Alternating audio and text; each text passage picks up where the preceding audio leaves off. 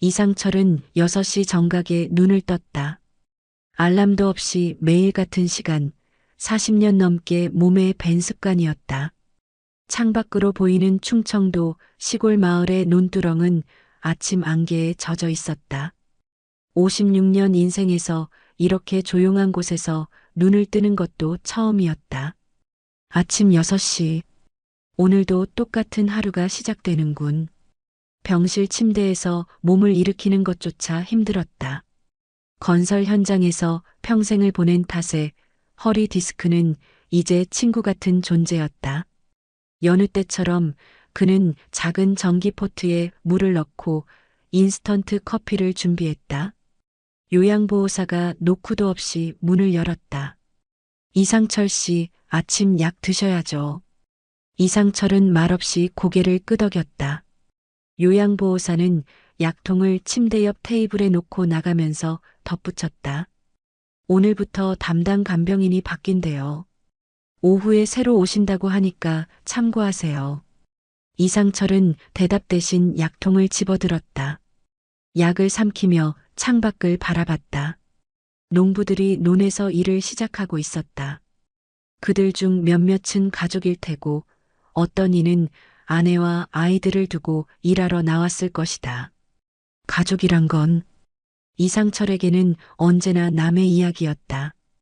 고아원에서 나와 공사장을 전전하며 살아온 그에게 가족은 동경의 대상이자 두려움의 대상이었다. 홀로 지내는 게 편했다. 그 누구와도 감정을 나눌 필요가 없었으니까. 가족이 없다는 게 이토록 편안할 수도 있더군. 물론 그만큼 외롭기도 하지만 혼잣말을 중얼거리며 이상철은 작은 책장에서 소설책 한 권을 꺼냈다. 오래된 추리소설이었다. 같은 책을 10번도 넘게 읽었지만 시간을 때우기에는 충분했다. 병원 복도에서는 사람들의 발소리와 대화 소리가 들려왔다. 이상철은 그 어떤 소리에도 관심을 두지 않았다.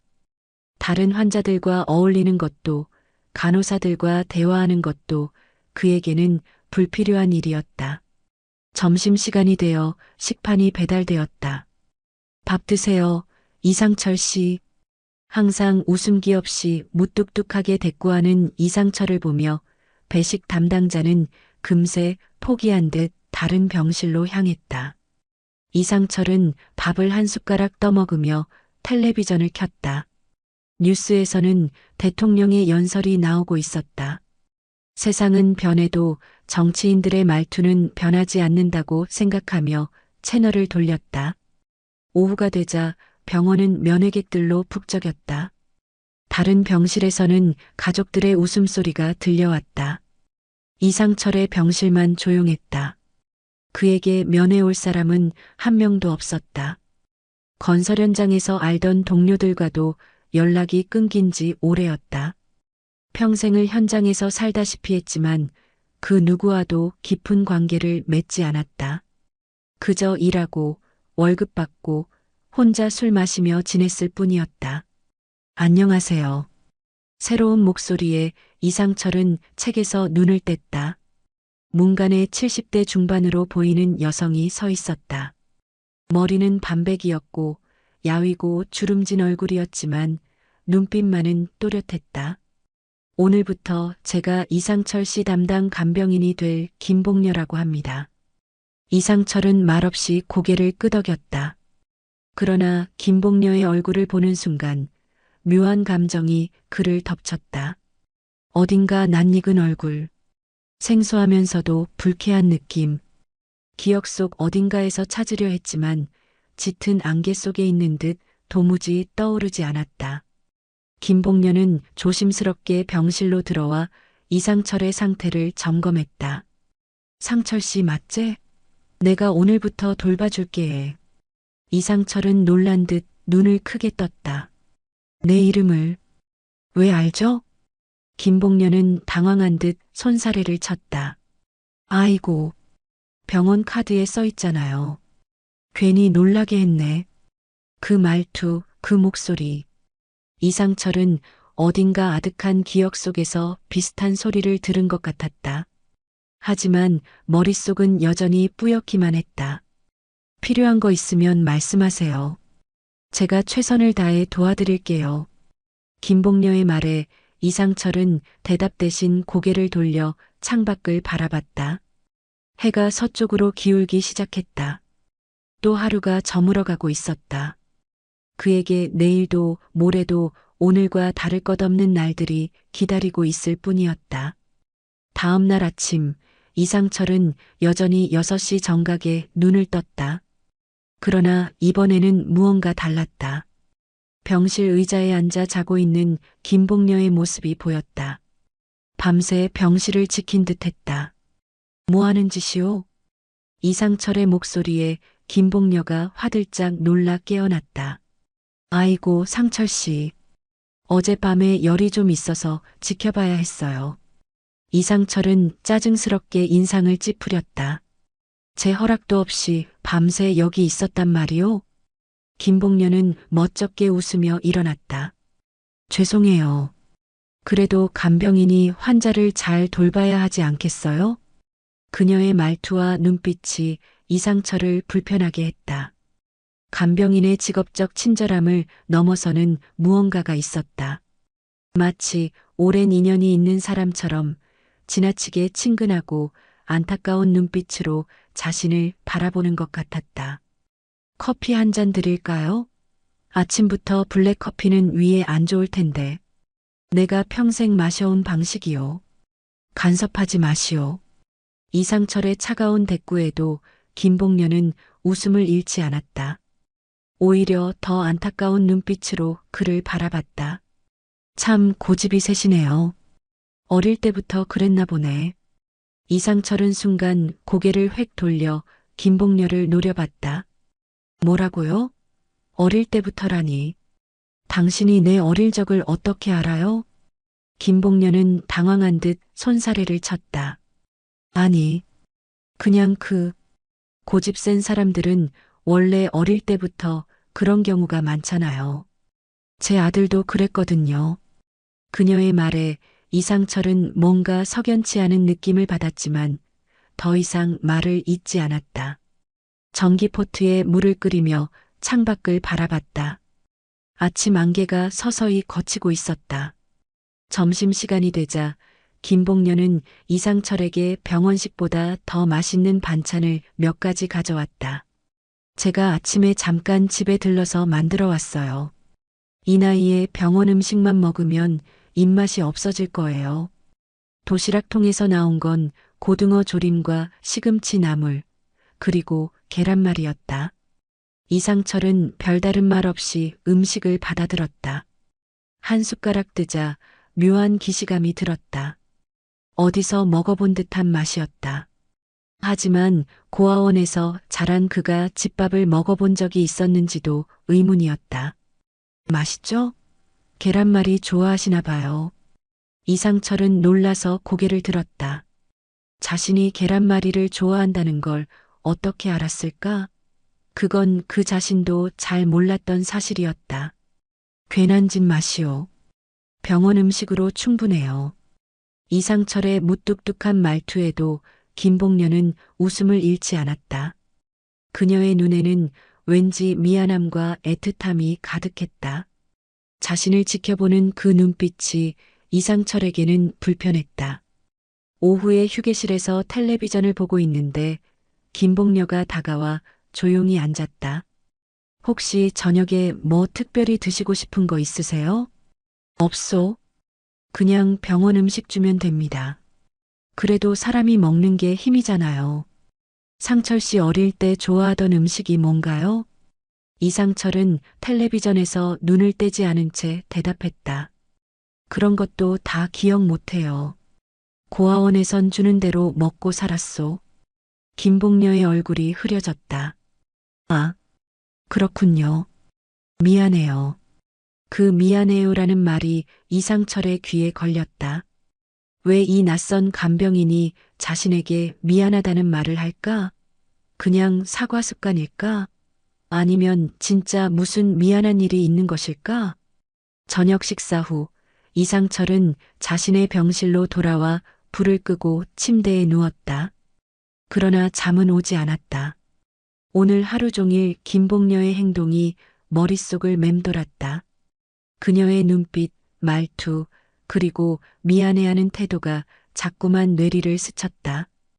밤이 깊어갈수록 이상철의 머릿속에는 희미한 기억의 파편들이 떠오르기 시작했다.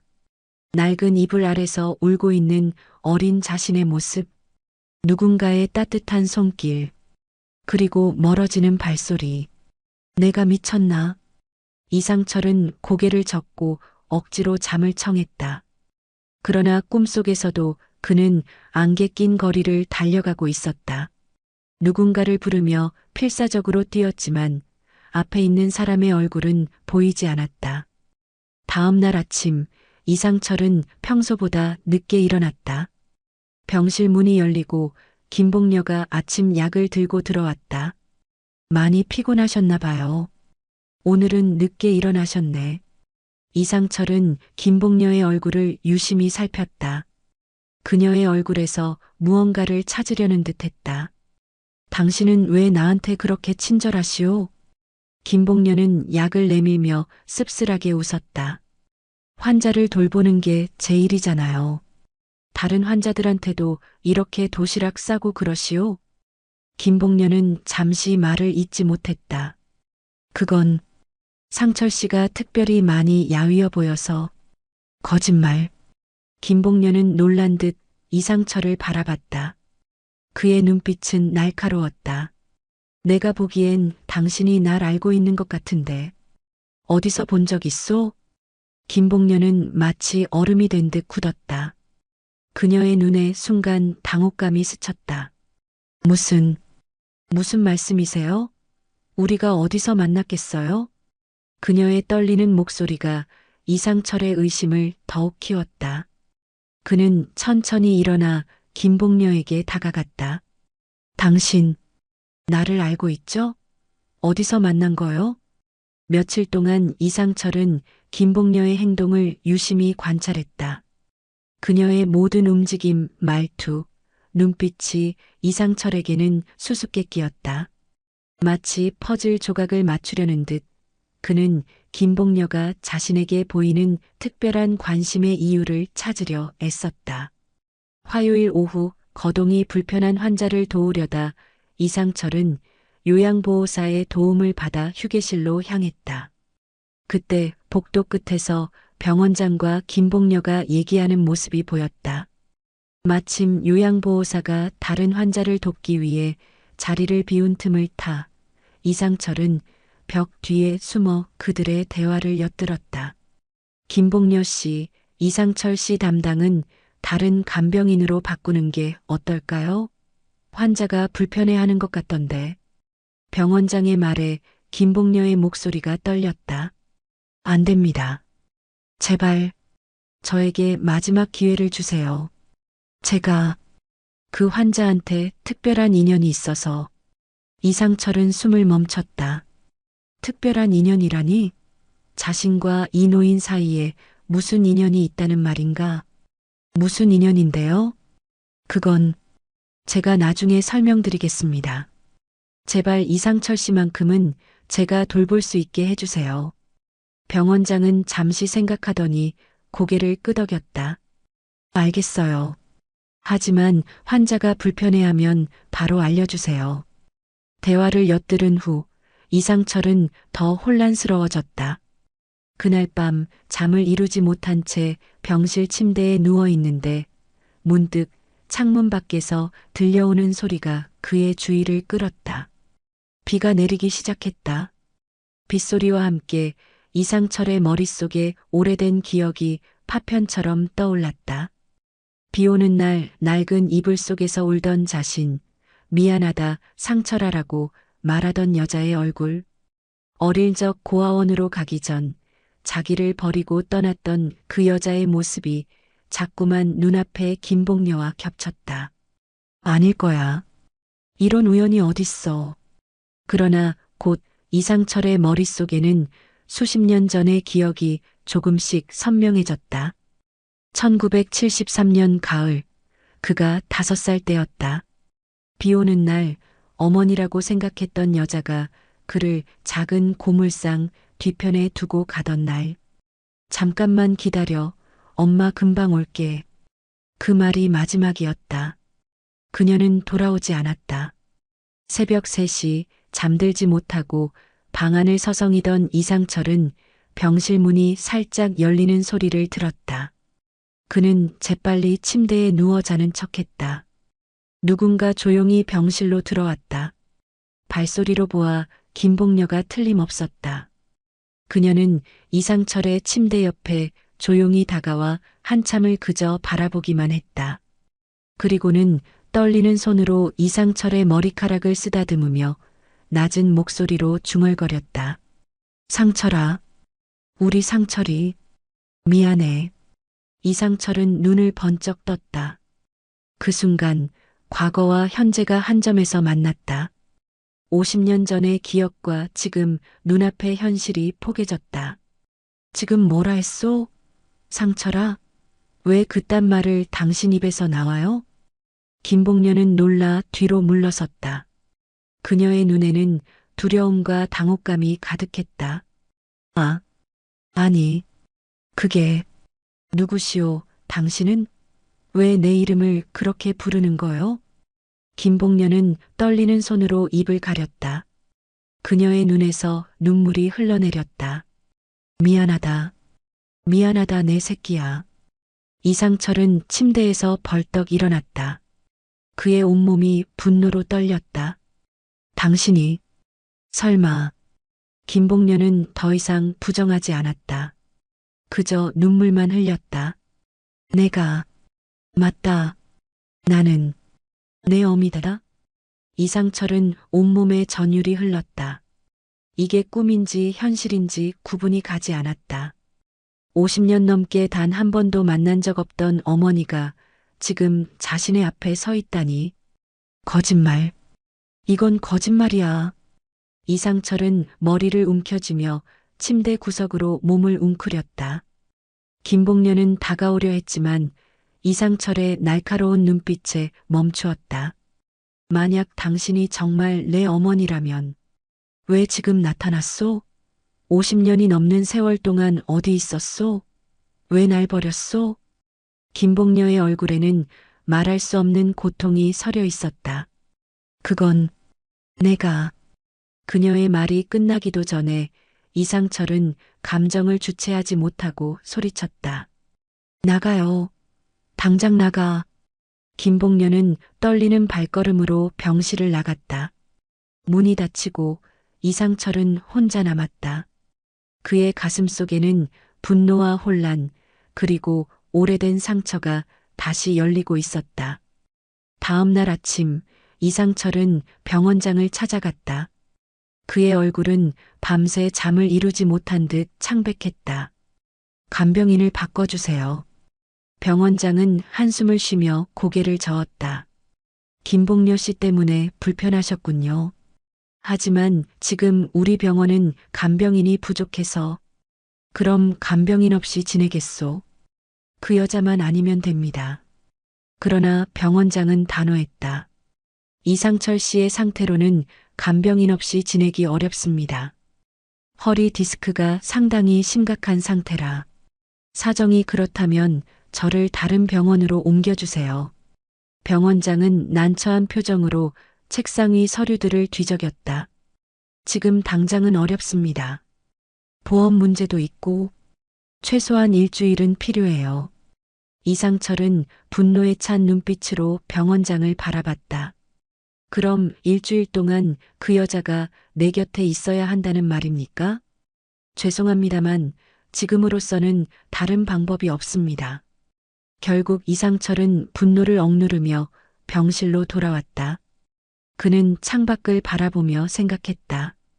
50년 넘게 자신을 버린 어머니가 갑자기 나타나 자신의 간병인이 되었다니. 이게 운명의 장난인지 아니면 어머니의 계획된 접근인지 이상철로서는 알 수 없었다. 그날 오후 김복녀는 평소와 다르게 조용히 병실에 들어왔다. 그녀의 손에는 낡은 편지 봉투가 들려 있었다. 김봉녀는 조심스럽게 이상철의 침대 옆 서랍에 낡은 편지 봉투를 놓았다. 이상철은 그녀를 노려보며 말했다. 무슨 짓이오? 이건 50년 전에 쓴 편지야. 내가 왜 그랬는지 조금이라도 이해해 주기를 바라는 마음에. 이상철은 비웃듯 냉소를 지었다. 50년이나 지난 변명이 무슨 소용이오? 난 당신 같은 어머니 필요 없소. 김봉녀의 눈에 눈물이 고였지만 그녀는 꾹 참았다. 그저 고개를 숙이고 이상철의 약을 정리해주고는 조용히 방을 나갔다. 이상철은 한참을 침대에 누워 천장만 바라봤다. 서랍에 놓인 편지가 자꾸만 신경 쓰였지만 절대 읽지 않겠다는 고집이 더 강했다. 그러나 시간이 흐를수록 호기심은 커져갔다. 읽는다고 뭐가 달라지겠어. 밤이 깊어 병원이 조용해졌을 때 이상철은 결국 서랍을 열었다. 그 안에는 누렇게 변한 편지 봉투가 있었다. 봉투 겉면에는 1973년 10월 서울 송정동 고물상 옆 골목에서라고 적혀 있었다. 떨리는 손으로 편지를 꺼내 펼쳤다. 낡은 종이에는 갈색으로 변한 잉크로 삐뚤빼뚤한 글씨가 가득했다. 내 아들 상철아, 내가 이 편지를 읽을 때쯤이면 얼마나 자랐을지, 어떤 사람이 되었을지 상상해 본다. 넌 이제 겨우 5살. 아직 세상이 얼마나 험한지도 모르는 어린 나이다. 오늘 나는 널 고물상 앞에 두고 왔다. 아마 넌 평생 날 용서하지 못할 거다. 어머니가 자식을 버리는 일이 어디 있냐고 원망할 거다. 그 원망 다 받아들일게. 하지만 이것만은 알아주렴. 내가 널 버린 게 아니라 살리려고 한 거였다는 걸. 너희 아버지는 술만 마시면 나를 두들겨 팼다. 내가 태어난 후엔 너까지 괴롭히기 시작했지. 내가 도망치려 해도 매번 붙잡혀 더 심한 매를 맞았다. 그날 밤 너희 아버지가 술에 취해 칼을 들고 들어왔을 때 난 결심했다. 이대로는 우리 모두 죽을 거라고. 그래서 그날 밤 너를 안고 도망쳤다. 나는 갈 곳이 없었다. 돈도 없고 의지할 사람도 없었다. 가진 건 모성애뿐이었다. 그런데 그게 널 살릴 수 있을까? 굶주림과 추위에 떨며 거리를 떠돌아다니는 게 과연 내게 좋은 삶일까? 난 결정했다. 차라리 널 버려두는 게 내가 다른 가정에서 자랄 기회를 주는 거라고. 고물상 아저씨는 착한 사람이었다. 그분이 널 보호소에 데려다 준다고 약속했다. 따뜻한 집에서 배고프지 않게 자랄 수 있을 거라고 했다. 상철아, 미안하다. 어미로서 널 지키지 못해 미안하다. 나는 너를 너무 사랑했기에 보낼 수밖에 없었다. 언젠가 우리가 다시 만날 수 있을까? 그때는 내가 나를 용서해 줄 수 있을까? 글씨가 흐릿해지며 편지는 끝났다. 마지막 부분에는 눈물 자국인 듯한 얼룩이 여러 개 남아 있었다. 이상철은 편지를 내려놓고 오랫동안 움직이지 않았다. 그의 가슴 속에서는 복잡한 감정들이 소용돌이쳤다. 분노, 슬픔, 혼란, 그리고 조금의 이해. 그래서 뭐, 이제 와서 이런 편지 한 장으로 모든 게 용서되길 바라는 거냐고. 다음 날 아침, 이상철은 김봉녀가 병실에 들어오자마자 냉정하게 말했다. 편지 봤소. 그런데 뭐가 달라진 게 있소? 당신은 날 버렸고 난 고아원에서 자랐어. 그 사실은 변하지 않아. 김봉녀는 깊은 한숨을 내쉬었다. 그래, 내 말이 맞다. 변명할 생각은 없다. 다만 알아주었으면 해. 내가 널 얼마나 생각했는지, 얼마나 찾아다녔는지. 찾아다녔다고? 50년이 넘게?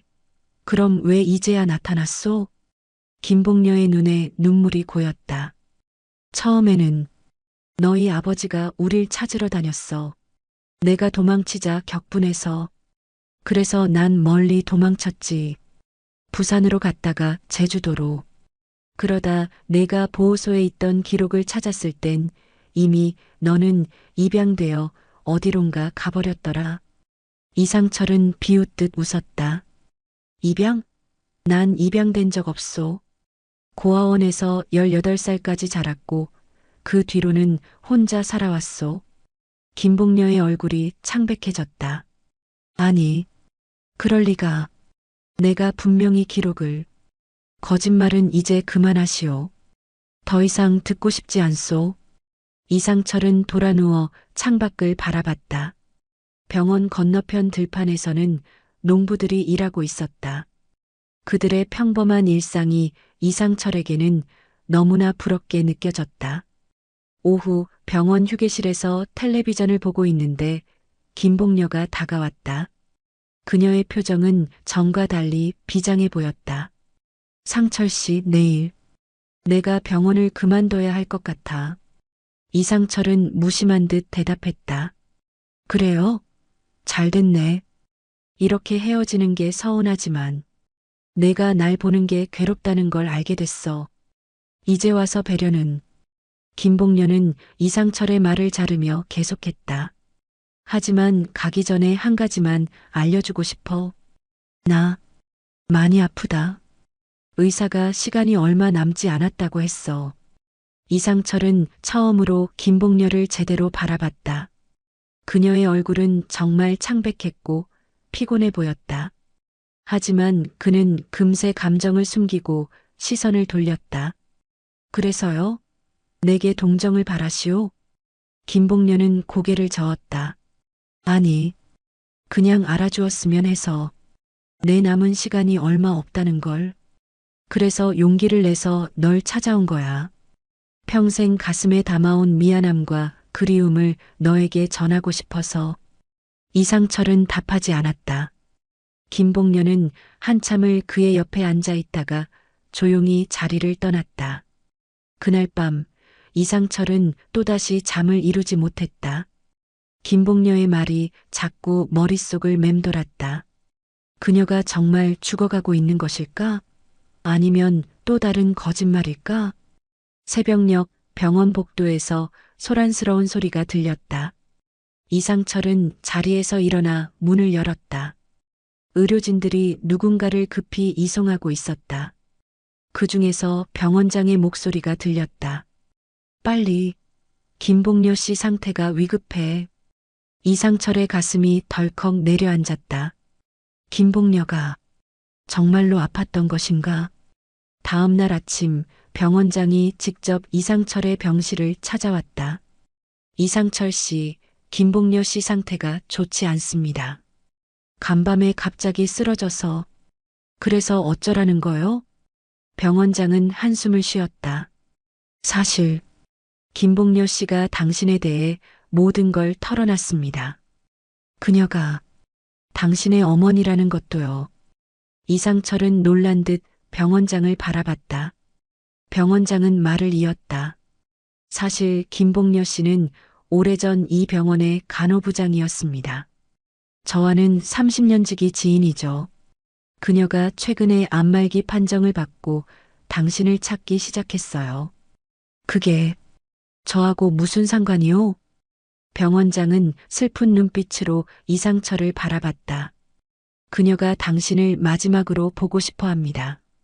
가능하다면. 이상철은 창밖을 바라보며 말했다. 생각해 보겠소. 병원장이 나간 후 이상철은 오랫동안 창밖만 바라보았다. 가을이 깊어가는 바깥 풍경은 평화로웠지만 그의 마음은 폭풍우가 휘몰아치듯 혼란스러웠다. 자신을 버린 어머니가 안말기라니. 그녀가 죽어간다니. 이런 상황에서 자신은 어떤 선택을 해야 하는 걸까? 점심시간이 되어 간호사가 식판을 가져왔지만 이상철은 손도 대지 않았다. 허기는 느껴지지 않았다. 대신 그의 머릿속에는 수많은 생각들이 뒤엉켜 있었다. 오후 병원장이 다시 찾아왔다. 그의 표정은 심각했다.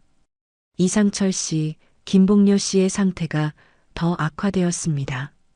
의사들의 소견으로는 시간이 얼마 남지 않은 것 같습니다.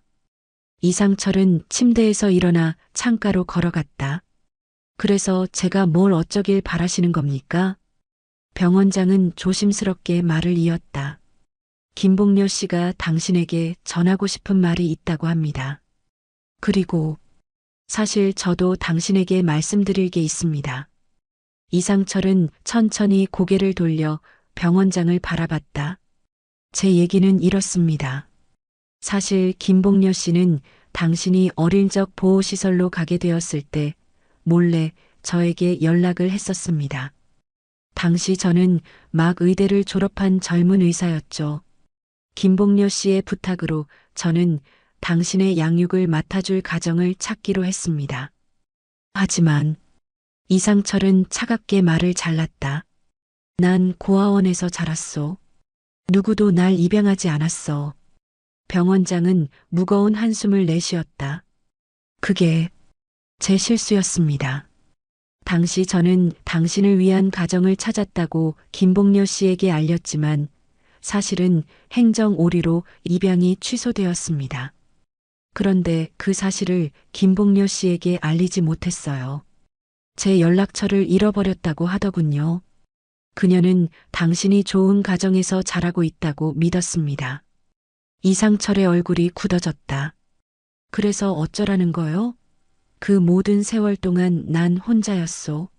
아무도 날 찾지 않았고 아무도 날 원하지 않았어. 병원장의 눈에 미안함이 가득했다. 정말 죄송합니다. 그때 좀 더 책임감 있게 행동했더라면. 이제 와서 미안하다고 하면 뭐가 달라지는데요? 내 인생 50년이 돌아와요? 병원장은 말을 잇지 못했다. 이상철은 창밖을 바라보며 낮은 목소리로 말했다. 세상이 다 내 편이 아닌 줄은 알았지만 내가 이토록 쓰레기 같은 선택을 당했던 아이였는지는 몰랐소. 그날 저녁 이상철은 병원 식사를 거부했다. 다음 날 아침에도 마찬가지였다. 의사들이 찾아와 설득했지만 이상철은 고개를 저을 뿐이었다. 먹고 싶지 않소. 그냥 내버려 두세요. 혈압이 떨어지고 혈당도 위험 수준으로 내려갔지만 이상철은 아랑곳하지 않았다. 마치 모든 것을 포기한 듯한 모습이었다. 병원장은 이틀 후 다시 이상철의 병실을 찾아왔다. 그의 표정은 더욱 어두워 보였다. 이상철 씨, 김봉려 씨가 오늘 아침에 의식을 잃었습니다. 의사들은 소생 가능성이 낮다고 합니다. 이상철은 아무 반응 없이 천장만 바라봤다. 병원장은 한숨을 쉬며 계속했다. 그리고 이것을 당신에게 전해달라고 했습니다. 어제 의식이 있을 때 간호사에게 맡긴 거예요. 병원장은 작은 상자 하나를 침대 옆 테이블에 놓았다. 그리고는 조용히 병실을 나갔다. 이상철은 한참을 누워 있다가 천천히 손을 뻗어 상자를 집어들었다. 상자 안에는 낡은 일기장 하나와 작은 봉투가 들어 있었다. 일기장을 펼치자 그 안에는 김봉려의 서툰 글씨로 빼곡히 적혀 있었다. 1974년 2월, 오늘도 상철이를 생각하며 하루를 시작했다. 우리 아들은 지금 어디서 무엇을 하고 있을까? 따뜻한 집에서 잘 자라고 있을까? 페이지를 넘기자 다른 날짜의 일기가 나왔다. 1980년 10월, 상철이의 생일이다. 12살이 되었을 우리 아들.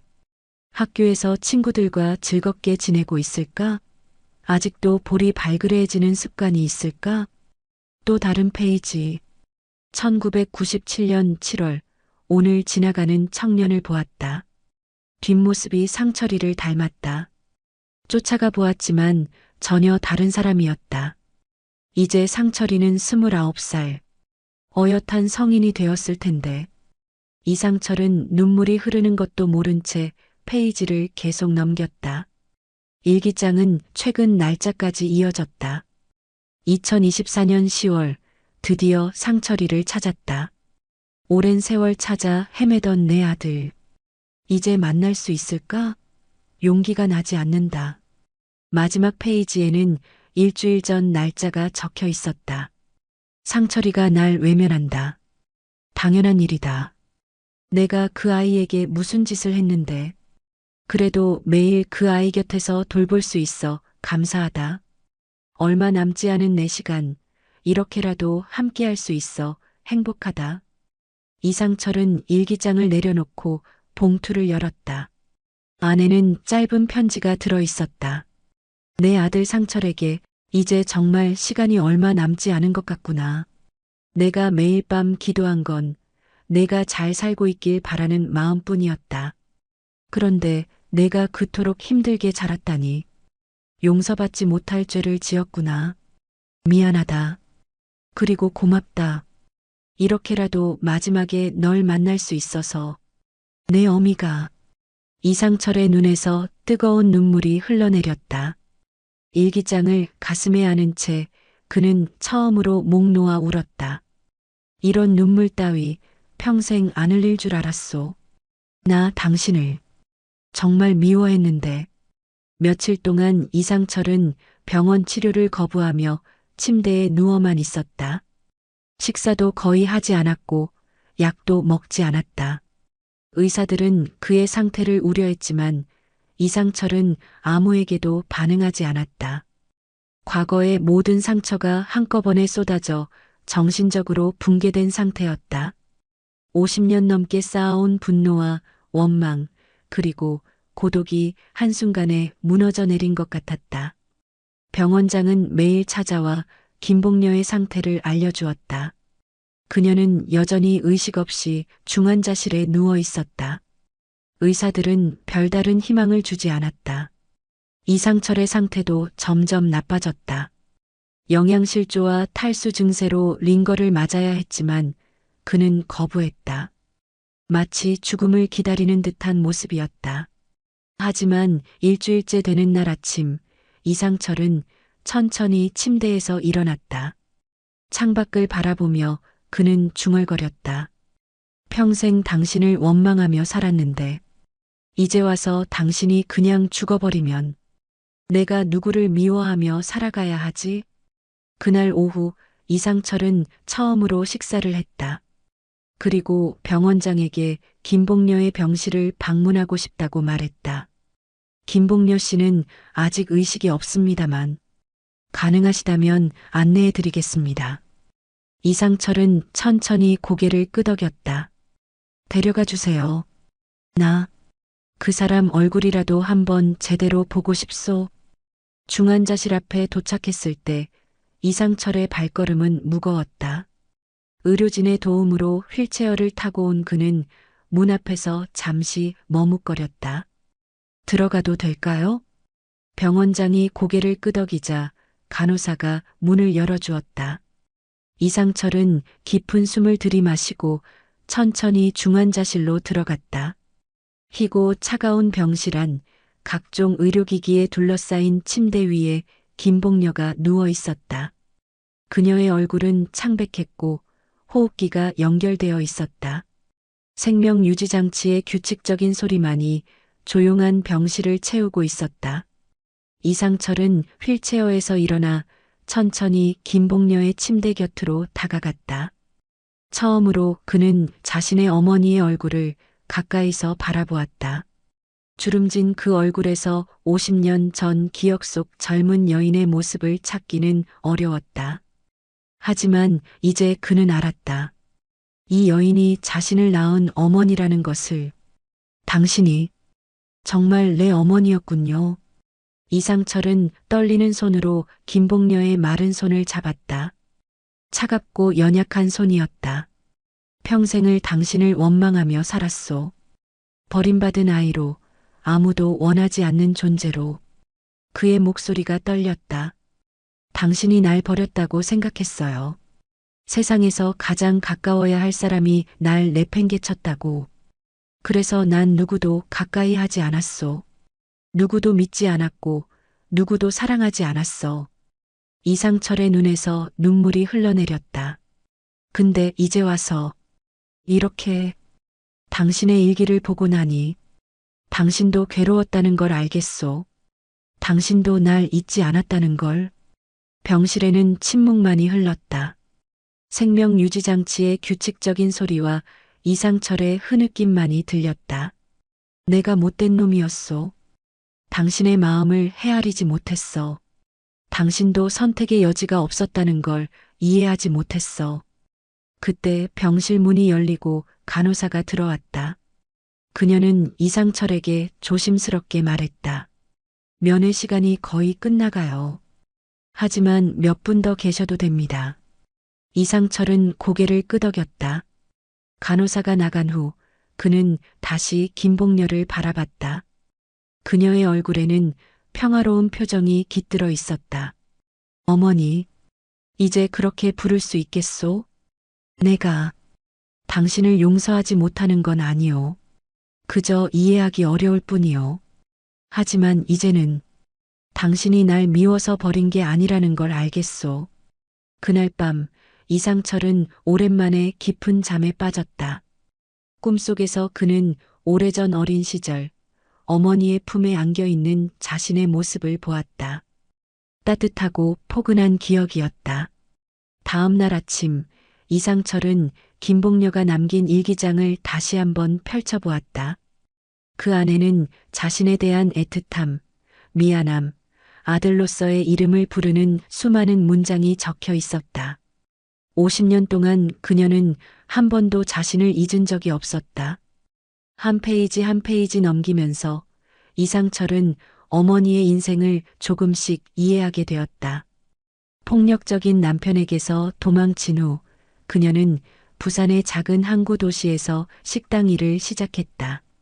그 후 제주도로 건너가 간호사 조수로 일하며 정식 간호사 자격증을 땄다. 그리고 서울로 돌아와 여러 병원에서 일하다가 마침내 이 요양병원의 간호부장이 되었다.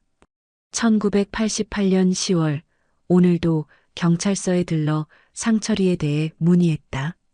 하지만 어떤 정보도 얻지 못했다. 그 의사는 왜 연락이 닿지 않는 걸까? 상철이는 지금 어디서 살고 있을까? 일기장 중반에는 상철을 찾기 위한 절박한 노력들이 담겨 있었다. 경찰서, 고아원, 입양기관 등을 찾아다니며 정보를 구했지만 항상 막막한 벽에 부딪혔다는 내용이었다. 2010년 8월, 오늘은 내 생일이다. 상철이가 케이크를 사왔다면 얼마나 좋았을까. 52살이 되었지만 난 아직도 어린 내 아들의 모습을 그리워한다. 그렇게 오랜 세월이 흘러 마침내 서울의 한 건설회사 기록을 통해 이상철의 존재를 알게 되었다는 내용이 나왔다. 2023년 11월 드디어 상철이의 주소를 알았다. 서울 변두리 작은 원룸에 살고 있다고 한다. 찾아가 볼까? 하지만 갑자기 나타난 낯선 노파를 그가 어머니라고 받아들일까? 용기가 나지 않는다. 마지막 페이지들에는 이상철을 멀리서나마 지켜보았다는 내용이 있었다. 그의 작업장 근처에서 기다렸다가 멀리서 바라보기도 하고 때로는 그가 자주 가는 식당에서 몰래 그의 모습을 훔쳐보기도 했다는 것이다. 그리고 암 진단을 받은 후 마지막 용기를 내어 이 요양병원의 간병인으로 자원했다는 내용이 나왔다. 병원장의 도움으로 이상철의 간병인이 될 수 있었다는 것이다. 마지막 소원은 내 아들을 가까이서 볼 수 있는 것. 그가 날 어머니로 받아들이지 않더라도 그저 내 손으로 그를 돌볼 수 있다면 그것으로 족하다. 이상철은 일기장을 덮고 깊은 한숨을 내쉬었다. 복잡한 감정들이 가슴속에서 소용돌이쳤다.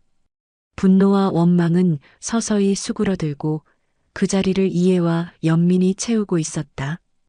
오후 병원장이 다시 찾아왔다. 그의 표정은 무거웠다. 이상철 씨, 김복녀 씨가 스스로 퇴원 수속을 밟았다는 사실을 알려드립니다. 이상철은 놀라서 고개를 들었다. 무슨 말이오? 그분은 의식이 없지 않소? 병원장은 고개를 저었다. 아니요, 오늘 아침에 잠시 의식이 돌아왔습니다. 그리고 본인이 직접 요양원으로 옮기겠다고 서류에 서명했어요. 요양원이라니요? 그분 상태로 어떻게? 작은 산사에 있는 요양원입니다. 그녀가 평소에 좋아하던 곳이라고 해요. 이미 구급차로 옮겨갔습니다. 이상철은 창밖을 바라봤다. 병원 너머로 작은 산이 보였다. 그곳에 어머니가 있다는 생각이 들자 이상하게 가슴이 아려왔다. 왜? 저한테 알리지 않았소? 병원장은 조심스럽게 대답했다. 그녀의 요청이었습니다. 당신에게 더 이상 부담을 주고 싶지 않다고. 이상철의 눈에 다시 눈물이 고였다. 그는 창턱을 붙잡고 혼잣말처럼 중얼거렸다. 평생 나를 버렸다고 원망했는데 지금도 나를 생각해서 떠나는구나. 그날 밤 이상철은 김복녀가 남긴 일기장을 다시 한번 읽었다. 그리고 작은 결심을 했다. 내일 그 산사로 가보기로 한 것이다. 다음 날 아침 이상철은 병원 측의 반나절 외출 허가를 받았다. 간호사의 도움을 받아 옷을 갈아입고 택시를 불러 산사로 향했다. 산사는 생각보다 멀지 않았다. 20분 정도 차를 타고 가자 조용한 산자락에 자리한 작은 절이 보였다. 그 옆에 현대식 건물이 하나 있었는데 그곳이 요양원이었다. 이상철은 천천히 요양원으로 들어갔다. 접수처에서 김복녀의 병실을 물어보자 직원이 친절하게 안내해 주었다. 이쪽입니다. 하지만 김복녀님은 지금 많이 약하신 상태라. 이상철은 고개를 끄덕이며 천천히 병실로 향했다. 문을 열자 창가에 놓인 침대 위에 김복녀가 누워 있었다. 창문 너머로는 푸른 산과 맑은 하늘이 보였다. 김복녀는 눈을 감고 있었지만 문이 열리는 소리에 천천히 눈을 떴다. 그리고 이상철을 보자 그녀의 눈에 놀라움이 스쳤다. 상철아. 이상철은 천천히 침대 곁으로 다가갔다. 그리고 조용히 의자에 앉았다. 당신, 아니 어머니, 이젠 그렇게 부를 수 있겠소? 가기 전에 내 얘기 좀 들어봐줘요. 김복녀의 창백한 얼굴에 미소가 번졌다. 그래, 내 아들아. 요양원 병실은 조용했다. 창문 너머로 불어오는 가을바람이 커튼을 살짝 흔들었다. 이상철은 김복녀의 손을 조심스럽게 잡았다. 그녀의 손은 차갑고 마르고 주름졌지만 묘하게도 편안함을 주는 손이었다. 어머니, 이 말이 아직도 낯설게 느껴지네요. 김복녀는 희미하게 웃으며 고개를 끄덕였다. 내가 그렇게 불러줄 날이 올 줄은 몰랐다. 어머니의 일기를 읽었어요. 50년 동안 날 잊지 않고 찾아다녔다는 걸 알게 됐소. 김복녀의 눈에 눈물이 고였다. 매일 너를 생각했어. 내가 너무 못된 어미였지. 이상철은 고개를 저었다. 이제야 알겠소. 어머니가 왜 그런 선택을 할 수밖에 없었는지. 하지만 궁금한 게 있소. 왜 그 의사에게 나를 맡긴 거요? 다른 방법은 없었소? 김복녀는 천천히 숨을 들이마셨다. 말하는 것조차 힘들어 보였지만 그녀는 이야기를 이어갔다.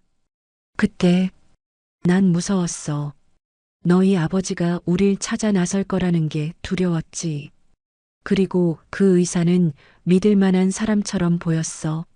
좋은 가정을 찾아주겠다고 약속했으니까. 그 의사는 지금의 병원장이죠? 김복녀는 고개를 끄덕였다. 그래. 당시에는 젊은 의사였지. 그가 널 입양시켰다고 했는데 알고 보니 저는 입양된 적이 없었어요. 고아원에서 자랐죠.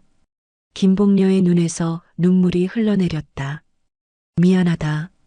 정말 미안해. 내가 더 꼼꼼하게 확인했어야 했는데 너를 찾아보려고 했지만 그 의사와 연락이 끊겼고. 이상철은 깊은 한숨을 내쉬었다. 과거의 일들이 이제야 조각조각 맞춰지는 것 같았다. 제가 고아원에서 보낸 시간들 참 외롭고 힘들었소. 아이들은 저를 괴롭혔고 선생님들은 무관심했죠. 18살이 되자마자 그곳을 나와 공사장에서 일하기 시작했어요. 김복녀는 말없이 눈물만 흘렸다. 이상철은 계속해서 자신의 이야기를 풀어냈다. 돈을 모아 작은 월세방을 얻고 혼자 살았소. 누구와도 깊은 관계를 맺지 않았어요. 믿었다가는 또 버림받을까봐 두려웠으니까. 결혼도 하지 않았고 가족도 없이 살았소. 이상철의 목소리가 떨렸다. 평생을 혼자 살면서 가끔은 생각했어요. 내가 태어나지 말았어야 했는지, 내가 이 세상에 존재할 가치가 있는지. 김복녀는 오른손을 들어 이상철의 뺨을 쓰다듬었다. 그런 말 마라. 넌 내가 가진 가장 소중한 보물이었어. 단 하루도 널 잊은 적 없었다. 이상철은 이제 참을 수 없는 감정이 폭발했다. 그는 김복녀의 손을 꼭 잡은 채 자신이 겪었던 고통과 외로움을 토해냈다. 왜 그랬소? 왜 저를 두고 갔소? 저는 얼마나 외로웠는지 아시오? 밤마다 울면서 어머니를 불렀다고요. 왜 오지 않았소? 왜 저를 찾지 않았소? 이상철의 눈에서는 눈물이 쏟아졌다. 50년 동안 가슴에 담아두었던 모든 아픔이 한꺼번에 터져나왔다. 다른 아이들은 모두 부모가 있었어요. 참 부러웠소. 명절이 되면 다들 집에 갔지만 저는 고아원에 혼자 남았소. 크리스마스에도 생일에도 항상 혼자였소. 김복녀는 아들의 손을 꼭 잡고 흐느꼈다. 미안하다. 정말 미안해. 내가 더 용감했더라면, 더 현명했더라면, 이제 와서 미안하다고 해도 지나간 세월은 돌아오지 않소. 침묵이 흘렀다. 병실 안에는 두 사람의 숨소리와 간간이 들려오는 새소리만이 가득했다. 잠시 후 이상철은 감정을 추스르고 천천히 말했다. 그래도 이제 알겠소. 어머니가 저를 버리려고 한 게 아니었다는 것을, 어머니도 힘든 선택을 할 수밖에 없었다는 것을. 이상철은 어머니의 눈을 바라보며 진심을 담아 말했다. 그래도 내가 이렇게 살아있는 건 당신이 날 버려서가 아니라 날 살리려고 했던 거란 걸 이제야 압니다. 김복녀의 눈에서 눈물이 흘러내렸다. 그녀는 힘겹게 미소를 지었다. 내 아들, 너무 고마워. 내가 이해해줄 거라고는 생각도 못했어. 이상철은 어머니의 손을 꼭 잡았다. 이제 그의 마음속에는 오랫동안 쌓아온 분노와 원망이 조금씩 사그라들고 있었다. 어머니, 이제 충분히 고생하셨소. 이제는 좀 쉬셔도 될 것 같소. 김복녀는 천천히 고개를 끄덕였다. 그녀의 얼굴에는 평화로운 표정이 깃들었다. 상철아, 내가 하늘에 가서도 널 지켜볼게. 이제 넌 혼자가 아니야. 이상철은 어머니의 손을 양손으로 감싸 잡았다. 네, 어머니. 저도 이제 혼자가 아닌 것 같소. 당신이 여기 있으니까요. 그때 병실 문이 열리고 간호사가 들어왔다. 그녀는 이상철에게 조용히 말했다. 죄송합니다만 김복녀님이 휴식을 취하셔야 할 시간입니다. 이상철은 고개를 끄덕였다. 그는 천천히 일어나 어머니의 이마에 부드럽게 입맞춤을 했다. 내일 다시 올게요, 어머니. 김복녀는 희미하게 웃으며 고개를 끄덕였다. 그래, 내 아들. 이상철은 병실을 나왔다. 복도를 걸으며 그는 처음으로 마음의 평화를 느꼈다. 50년 넘게 자신을 짓눌러왔던 무거운 짐이 조금은 가벼워진 것 같았다. 요양원을 나와 택시를 기다리는 동안 그는 하늘을 올려다봤다. 푸른 가을 하늘이 그를 감싸는 것 같았다. 마치 어머니의 품처럼. 택시 안에서 이상철은 오랜만에 마음속 깊은 곳에서 올라오는 감정을 느꼈다. 그것은 슬픔이었을까? 아니면 안도감이었을까? 아니면 50년 만에 찾아온 모성의 따뜻함이었을까? 병원으로 돌아온 이상철은 자신의 병실로 향했다. 그러나 복도 중간에 병원장과 마주쳤다. 병원장의 표정이 심각했다. 이상철 씨, 방금 요양원에서 연락이 왔습니다. 이상철의 가슴이 덜컥 내려앉았다. 무슨 일이 있었소? 김봉녀 씨가 급성 위출혈로 상태가 급격히 악화되었습니다. 지금 구급차로 이쪽 병원으로 이송 중입니다. 이상철은 그 자리에 굳어버렸다. 방금 전까지 대화를 나누던 어머니가 이제 다시 생사의 갈림길에 서 있다니. 언제 도착합니까? 10분 정도 후에 도착할 겁니다. 응급실에서 바로 수술 준비를 하고 있습니다. 이상철은 한시도 지체할 수 없다는 듯이 응급실로 향했다. 그는 의사들과 간호사들이 분주하게 움직이는 응급실 앞 대기실에 앉아 초조하게 기다렸다. 10분 후 구급차 사이렌 소리가 들려왔다.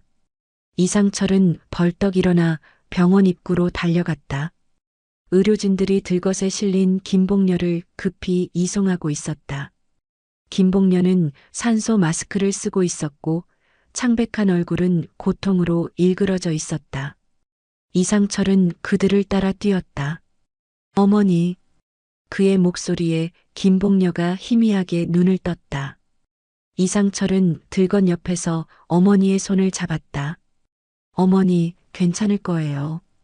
제가 여기 있어요. 김봉녀의 입술이 희미하게 움직였다. 이상철은 그녀의 말을 듣기 위해 몸을 숙였다. 상철아, 미안해. 사랑해. 20세 시간 동안의 긴 수술 끝에 김봉녀는 마침내 중환자실로 옮겨졌다. 의사들은 최선을 다했지만 그녀의 상태는 여전히 위중했다. 암이 이미 많이 진행되어 있었고 위출혈은 그저 그 증상 중 하나일 뿐이었다. 이상철은 중환자실 문 앞에서 꼬박 밤을 지새웠다. 눈 한 번 붙이지 않고 어머니의 소식을 기다렸다. 병원 복도에 딱딱한 의자에 앉아 있던 그는 새벽 5시쯤 의사의 무거운 발걸음 소리에 고개를 들었다. 이상철 씨, 어머님의 상태가 많이 악화되셨습니다. 지금이라도 들어가 보시는 게 좋을 것 같습니다. 이상철은 천천히 일어나 중환자실로 향했다. 병실 안은 조용했다. 오직 생명 유지 장치의 규칙적인 소리만이 공간을 채우고 있었다. 김봉녀는 마치 깊은 잠에 빠진 것처럼 평화로운 얼굴로 누워 있었다. 이상철은 조심스럽게 어머니의 곁에 앉았다. 그는 떨리는 손으로 김봉녀의 손을 잡았다. 어머니, 제가 왔어요. 상철이에요. 김봉녀의 눈꺼풀이 미세하게 움직였다. 그녀는 천천히 눈을 떴다. 초점 없는 눈동자가 잠시 허공을 맴돌다가 이상철의 얼굴에 맞춰졌다. 철아. 그녀의 목소리는 거의 들리지 않을 정도로 희미했다. 이상철은 몸을 숙여 어머니의 말을 듣기 위해 귀를 가까이 대었다. 미안해. 정말 미안해. 이상철은 고개를 저었다. 어머니, 더 이상 사과하지 마세요. 이제 저도 모든 걸 이해했어요. 어머니가 저를 살리기 위해 그런 선택을 했다는 걸 알아요. 김봉녀의 눈에 눈물이 고였다. 그래도 내가 얼마나 외롭고 힘들었을지 생각하면 괜찮아요, 어머니. 저는 잘 살았어요. 이렇게 어른이 되었잖아요. 이제 더 이상 아파하지 마세요. 김봉녀는 희미하게 미소 지었다. 그녀의 손이 이상철의 손을 약하게 쥐었다. 내가 용서해줘서 고마워.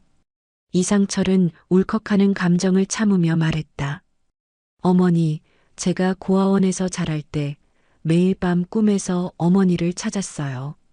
그때는 어머니의 얼굴도 기억하지 못했지만 따뜻한 품만은 기억했어요. 김복녀의 눈에서 눈물이 흘러내렸다. 어머니를 만나게 된 건 제게 정말 큰 선물이에요. 비록 짧은 시간이었지만 어머니가 저를 얼마나 사랑했는지 알게 되었으니까요. 이상철은 어머니의 손을 자신의 뺨에 가져다 대었다. 이제 저는 더 이상 외롭지 않을 거예요. 어머니의 사랑을 느꼈으니까요. 김복녀는 마지막 힘을 다해 손가락으로 이상철의 뺨을 쓰다듬었다. 내 아들, 사랑한다. 내 소중한 아들. 그녀의 목소리가 점점 작아졌다. 이상철은 어머니의 손을 꼭 잡고 마지막 말을 들었다. 이제 행복하게 살아라. 내 아들. 그리고 생명 유지 장치의 소리가 변했다. 김복녀의 손에서 힘이 빠졌다. 그녀는 마지막까지 미소를 잃지 않았다. 의료진이 급히 달려왔지만 모든 것은 이미 끝난 후였다. 김복녀는 아들의 손을 잡은 채 평화롭게 세상을 떠났다. 이상철은 그 자리에서 움직이지 못했다. 눈물이 그의 뺨을 타고 흘러내렸다. 그러나 그것은 단순한 슬픔의 눈물만은 아니었다. 그 안에는 화해, 용서, 그리고 사랑이 담겨 있었다. 며칠 후 작은 장례식이 치러졌다. 병원 관계자들과 몇몇 요양원 직원들만이 참석한 소박한 장례식이었다. 이상철은 무거운 마음으로 어머니의 영정 사진 앞에 섰다. 어린 시절 자신을 버렸다고 생각했던 어머니, 평생 원망했던 그 여인이 사실은 자신을 살리기 위해 그런 선택을 했었다는 것.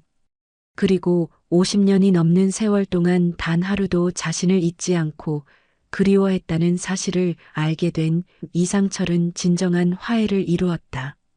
장례를 마친 후 이상철은 병원을 떠나기로 했다. 허리 디스크는 많이 호전되었고 더 이상 요양병원에 있을 이유가 없었다. 그는 자신의 짐을 꾸리며 병실을 둘러보았다. 이 작은 공간에서 그는 인생에서 가장 큰 변화를 경험했다. 퇴원하기 전날 밤 이상철은 어머니의 일기장을 다시 한번 펼쳐보았다. 그 안에는 평생 자신을 그리워했던 어머니의 마음이 고스란히 담겨 있었다. 떨리는 손으로 마지막 페이지를 넘기자 그곳에는 그가 읽지 못했던 마지막 글귀가 적혀 있었다. 내 아들 상철에게 이 세상을 떠나기 전 내가 나를 용서해 주었으면 한다. 그리고 너 자신도 용서해 주었으면 한다. 내가 누군가를 미워하며 살아가는 것이 아니라 누군가를 사랑하며 살아가길 바란다. 이제 너는 혼자가 아니야. 내 안에 내가 있고 내 안에 내가 있으니까. 영원히 너를 사랑하는 엄마가. 이상철의 눈에서 뜨거운 눈물이 흘러내렸다. 2년 후 충청도의 작은 시골 마을. 한적한 마을 입구에 복녀의 하루라는 이름의 작은 책방이 자리하고 있었다. 그곳에는 50대 후반의 남자가 조용히 책을 정리하고 있었다. 이상철은 허리 디스크 수술을 받은 후 도시 생활을 정리하고 이 작은 마을로 내려왔다. 어머니의 이름을 딴 작은 책방을 열어 조용히 살아가기로 한 것이다. 책방에는 늘 사람들이 모였다.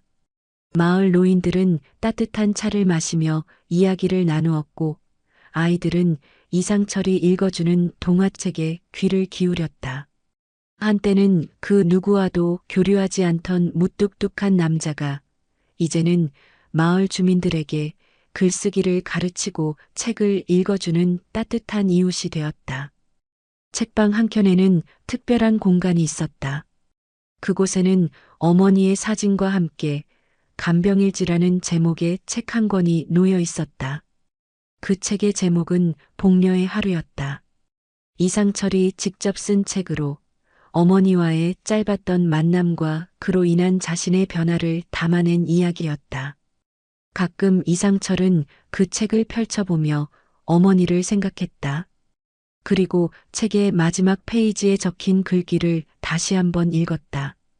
누군가는 가족에게 버려졌다고 말하겠지만 나는 이제 안다. 버림이 아닌 그리움이었다는 것을, 그리고 그 그리움이 내게 새로운 삶을 선물했다는 것을. 이상철은 책을 덮고 창밖을 바라봤다. 가을 햇살이 따스하게 마을을 비추고 있었다. 그는 이제 더 이상 외롭지 않았다. 어머니의 사랑이 그의 가슴 속에 영원히 살아있기 때문이었다. 책방 문이 열리고 어린아이들이 들어왔다. 이상철 할아버지, 오늘은 어떤 이야기 들려주실 거예요? 이상철은 따뜻한 미소를 지으며 아이들을 맞이했다.